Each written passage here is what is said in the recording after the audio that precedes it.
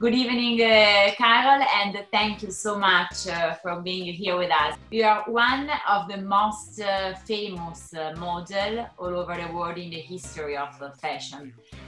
People call you a supermodel, a top model. What do you think about this part of your life?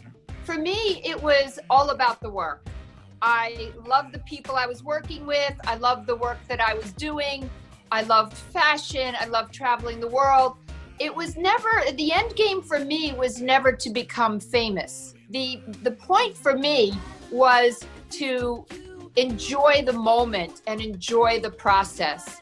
And I think what happened is in the middle of all that somewhere, I kind of got famous. I remember my first job was with Italian Bazaar. I remember walking in and the editor saying, you're too fat for our clothes. Your hair looks like oops. And your eyebrows are, who the heck plucks your eyebrows? And I was like, okay, thank you, bye. Because, I was going back to school. This was just a summer job. I didn't have any ego tied up in it. I just wanted to make money to help my father pay for my education. And so when I got hired that day, through no fault of the editor, the photographer wanted me. By the time I stepped off the set, she was inviting me to the collections in Rome. And all I remember her saying is, if you lose weight, we'll take you. So that put me like a heat-seeking missile on a mission. I was going to lose the weight. It happened so fast. It was just happening so fast. Patrick de Marchelier told me one day, come down, I want to shoot some photos of a powder puff. And I remember him saying, terrible, terrible, terrible, terrible. And I was trying so hard with this powder puff, everything. Oh, this powder puff, it's so beautiful, it's so great, it's wonderful.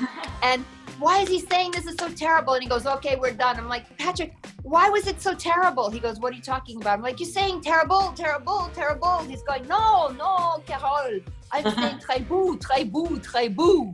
It's French. It's French. For beautiful, it's French. I'm like, oh my gosh, I thought I was terrible. I never had the conventional career. I never was a muse for any house that I know of. I worked for many different designers. This was 1979. We didn't have contracts for clothing.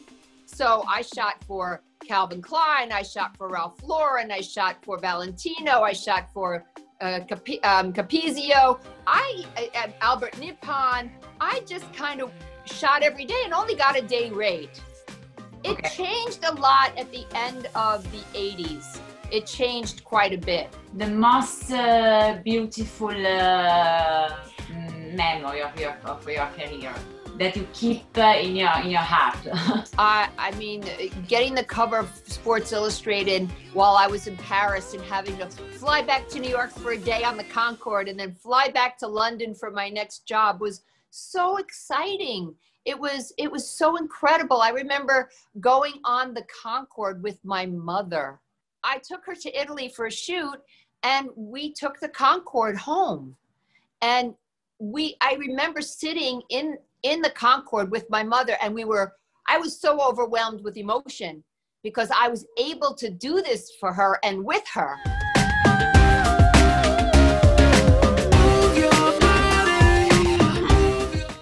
You were the most beautiful woman all over the world in a period of your career during the 80s.